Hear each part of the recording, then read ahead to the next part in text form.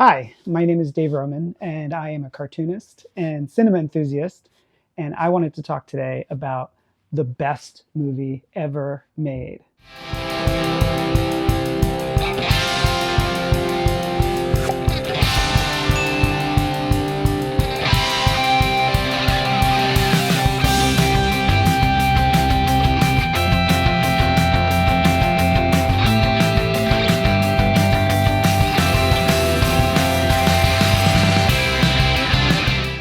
So let's go back in time. I'm not exactly sure if it was 1993 or 1994, but I'm growing up on Long Island. I love movies, love cartoons, I love animation, I love live action, I love black and white movies. And I've been going to the library on a regular basis, taking out lots of movies from film history, everything from Hitchcock to Akira Kurosawa.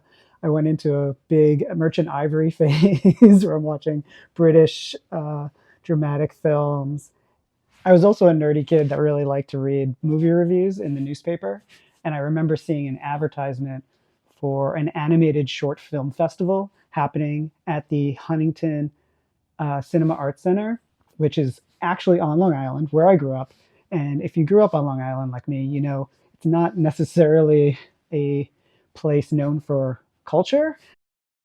So the idea of just having any kind of film festival on Long Island was a pretty big deal to me. But the fact that it was an animated film festival was like, whoa, that's so cool.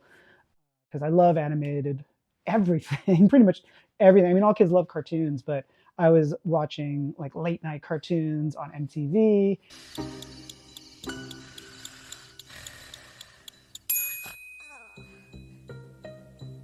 Come on. No. Yes. This way. Oh. And I think that's probably how I first like discovered animated short films. Obviously, Looney Tunes were short films, but the idea of like independent short films, claymation, stop motion, like the weirder types of stuff that you would really only see maybe on like PBS or MTV. The fact that there was going to be an animated film festival so close to me was just so cool.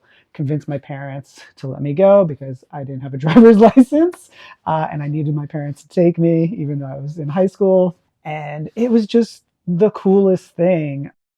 I can't remember if it was a Spike and Mike festival or a Tournee of Animation festival, because eventually I ended up going to lots of these things. I ended up becoming obsessed with animated short films and all the different festivals. And if I could get a chance to buy them, like sometimes they would release VHS collections of those. And I was just like, I just went down a huge rabbit hole. Anyways, the festival was great. Got to see all sorts of cool short films from different countries all over the world. And the final film was Wallace and Gromit, The Wrong Trousers.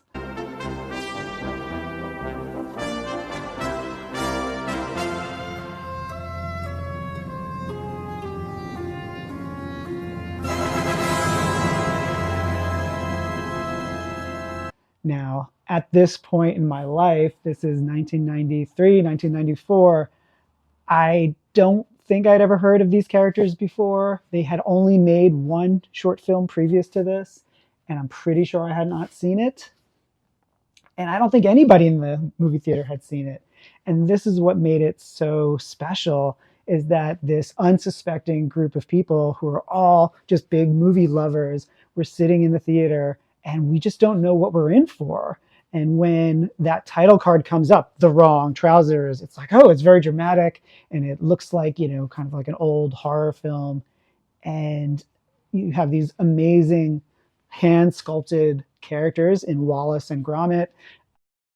Back then, it was really, really rough around the edges. Stop motion animation, claymation, mostly was known in the United States for like the California Raisins and Will Vinton Studios, the Noid in commercials. And as an animation fan, I was like, "Ooh, this is just like really neat." You could actually see the fingerprints on the characters, like as they're moving. Like there's just like little indents and thumbprints, and I just love that tactile, textured vibe that the film captured just so perfectly. And The Wrong Trousers, if you haven't seen it, it's such a love letter to cinema history. And like I said, I was watching lots of old movies at the time, from like Buster Keaton black and white films to Japanese Akira Kurosawa, and got into a big Hitchcock phase. So I was just loving what the filmmakers of The Wrong Trousers were throwing down. Nick Park, the director, the creator of Wallace and Gromit, so clearly just loves movies from all eras and just wanted to work all these different little references, camera moves, shadow tricks, lighting effects, sight gags, visual humor, all these things that are not exactly copies from other movies, but definitely homages. Definitely something that you can appreciate it if you never saw it in those old movies, you would still enjoy it. But having at least even just like a little bit of a knowledge of it makes it just like even deeper, because you're just like, oh wow, this guy's like really a film nerd, and he's putting it all into this little film with these amazing, cute, silly characters with these charming British accents. Stop the confounded thing. This isn't funny, Gromit. The joke's over. Get me out of these. I mean, you guys all know now. I mean, Wallace and Gromit have become iconic characters that are probably known the world over. But to see them for the first time in an audience with a group of people was just so fun, because that movie just is hilarious. And there's nothing better than seeing a really funny movie in a movie theater with a crowd of people and we're all laughing at the same stuff. And in Wallace and Gromit, there's a lot of really subtle things. I think some of the biggest laughs in The Wrong Trousers came from just moments of Gromit the dog just reacting to Wallace's shenanigans or his silliness. You know, like Wallace is such an over the top character with his contraptions and his inventions, and, you know, taking 10 steps to do something very simple. And then Gromit just reacting with just like the rolling of his eyes. There's one moment in the film where Gromit rolls his eyes, and I think the audience just lost it. We were just like on the floor laughing so hard at that. And, you know, as someone who loves animation, like just the simplicity of that. Here's this character who is 100% silent. He's a pantomime character. So everything is expressed through body language, and so much is happening in those eyeballs, those beautiful round eyeballs, and then his just clay brows that go up and down, and the way that he looks somehow conveys a sense of life. And I think that's one of the things that's so cool about claymation, is that it's something where we can see that people built these characters, and then somehow they come to life, and it's so magical to see them moving but also thinking. And that, for me, is what takes that film to an even crazier level. Is that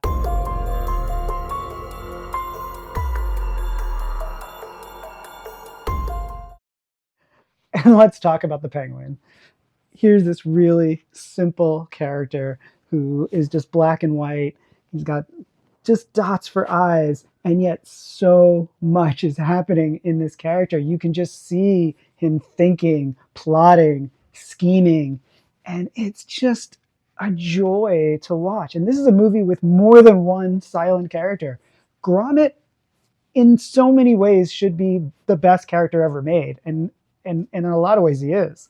But he is overtaken and surpassed by this appearance of this mysterious penguin, this penguin who shows up, who doesn't talk, and immediately you're suspicious of this penguin. The way that the filmmakers cue you in with the music, the camera angles, the dramatic zooms, lets you know that that this penguin's up to no good. And Gromit's reaction to it, you know, being the smartest character in the scene, knowing that something's going on, and, you know, he's sort of the proxy for the audience, letting us know. And that is just so fun. It's that classic, you know, British have this tradition of the pantomime show where the audience is expected to shout at the stage actors and say no, you know, when there's a bad guy on stage, like, don't trust him, no, he's bad, boo. And that's the vibe that you get from this penguin character once he's on screen. You know that he's no good, and you're like, no, no, don't trust the penguin. And it's so fun. Like, that's just an experience that we don't get to have in movies that much. I mean, obviously, when you watch a horror movie, that's the classic reaction, right? Like, don't go through that door kind of moment. And I wish there was more of that. I just love the joy that I experienced watching that movie with a crowd of people. And I know that there's a new Wallace and Gromit movie that debuted on Netflix, and I think that's such a bummer that everybody's watching it alone by themselves rather than in a movie theater. It would have been so fun. I would have lined up to get to see another Wallace and Gromit movie in the theater, which, by the way, um, second best movie, and maybe you want to fight me. Maybe it is the best movie of all time. A Close Shave is certainly a close second in the best films of all time because, like The Wrong Trousers itself, which is a movie that just keeps escalating and escalating and building on top of itself and gag after gag, A Close Shave builds off of The Wrong Trousers and takes the filmmaking prowess of Nick Park and his crew to just another level. And the only reason why I don't think A Close Shave is better than The Wrong Trousers, one, it doesn't have the penguin, but two, is just because in a way they're kind of repeating some of the things that they did in The Wrong Trousers. I mean, I don't mind, and I could, it's a joy to see it again and again and again. And I'm glad that they didn't stray too far from what worked the first time. But it just doesn't have the magic of seeing it for the first time. It's the wrong trousers. The wrong trousers. I was trying to think of what my favorite scene in The Wrong Trousers is, and there's so many that I can't really just pick one.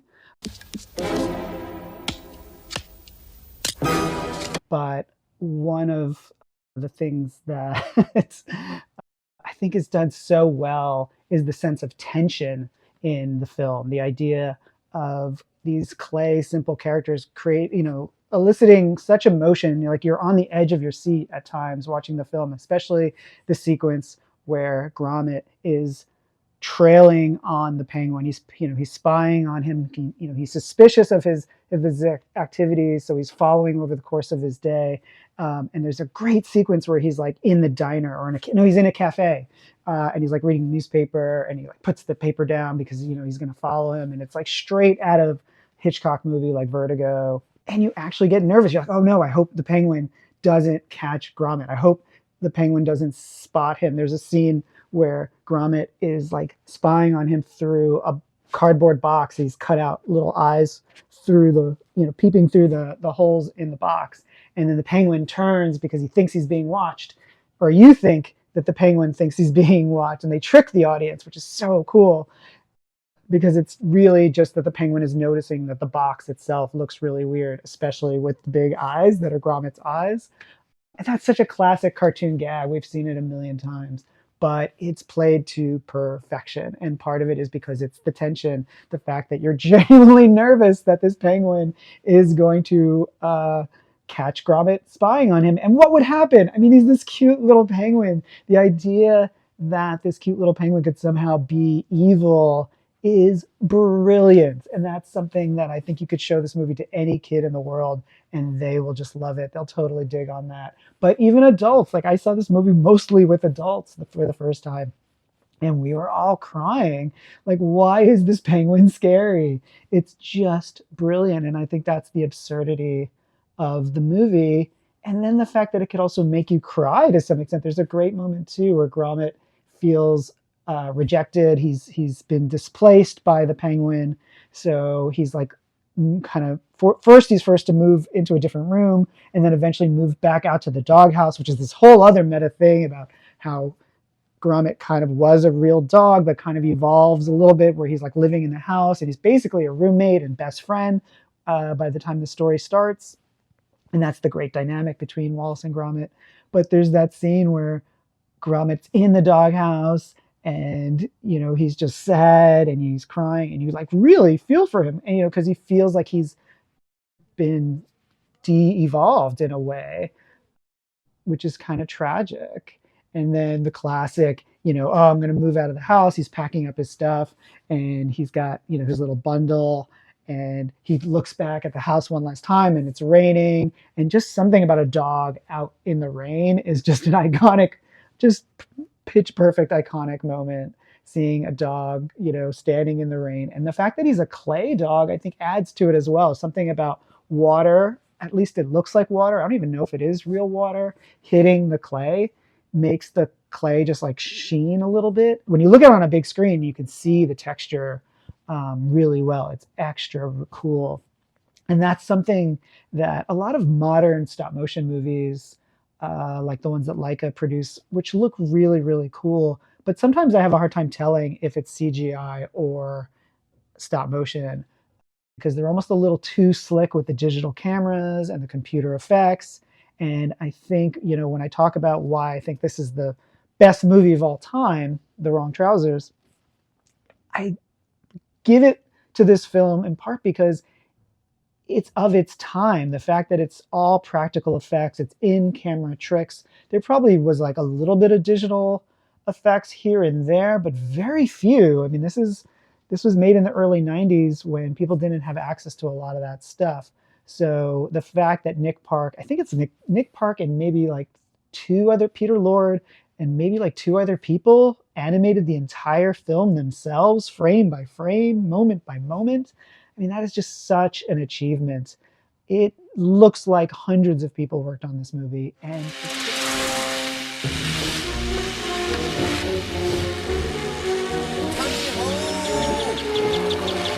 Leave him to me. I'll get the bounder. and of course the train sequence. Can't not talk about the train sequence. What a achievement on every level. The fact that they create such an insane sense of motion and speed with this toy train that they're riding on. It feels as exciting as anything from any mainstream blockbuster action movie, but it's on toy trains. And that scene where Gromit thinks the train is running, they're running out of track. So he grabs the extra pieces of track and starts throwing down pieces of track to extend the train line so that they can keep going is insane. Who mind the table, Gromit?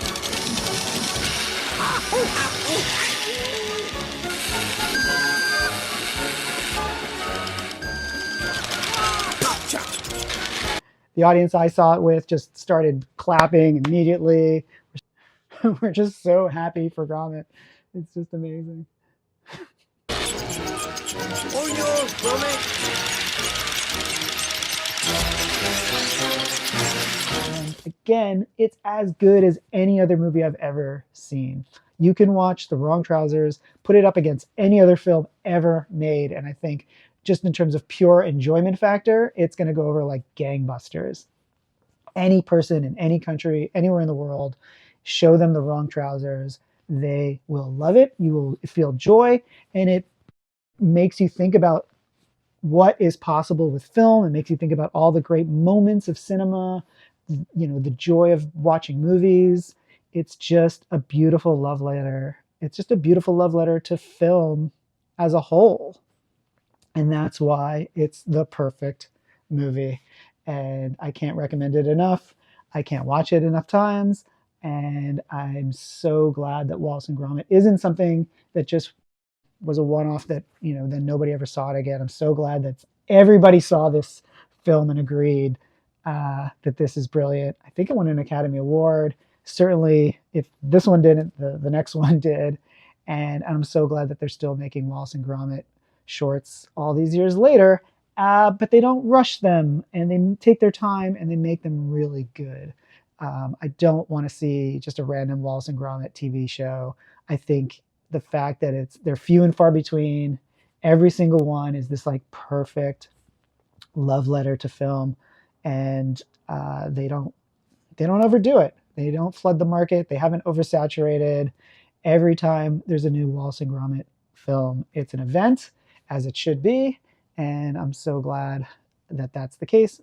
Like I said, I just wish they released them in the movie theaters. That would be so fun, but I'll take what I can get. If Netflix is the reason why more people get to see it, well, that's pretty cool too.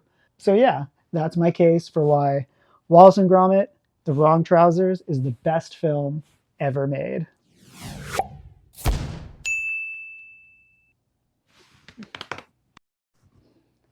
I also just like Wallace's mouth. So, cheese, Gromit, cheese.